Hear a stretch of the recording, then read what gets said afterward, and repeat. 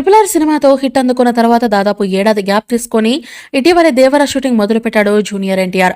Janata garage cinema తర్వాత కొరటాల శివతో కలిసి ఎన్టీఆర్ చేస్తున్న సినిమా దేవర. జాన్వీ కపూర్ హీరోయిన్ గా, సైఫ్ అలీ ఖాన్ విలన్ గా నటిస్తున్న దేవర సినిమాపై అనౌన్స్మెంట్ చేసినప్పటి నుంచి భారీ అంచనాలు ఉన్నాయి.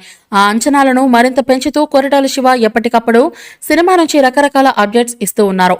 ఇక 2024లో రిలీజ్ అవ్వనున్న ఈ సినిమా సముద్రం బ్యాక్ షాప్ లో తెరకెక్కుతోంది. బ్యాక్ టు బ్యాక్ షెడ్యూల్లో పాల్గొంటూ ఈ సినిమా లేటెస్ట్ షెడ్యూల్లో భారీ యాక్షన్ ఎపిసోడ్ ని షూట్ చేస్తుండగా ఆ షెడ్యూల్ కూడా పూర్తయింది.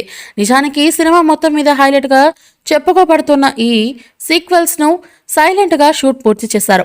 తాజాగా మేకర్స్ భారీ యాక్షన్ సీక్వెల్స్ ను పూర్తి చేస్తున్నట్టు వెల్లడించారు. ఈ సినిమాను యువసుధ ఆర్ట్స్, ఎన్టీఆర్ ఆర్ట్స్ బ్యానర్లపై సంయుక్తంగా నిర్మిస్తూ ఉన్నారు.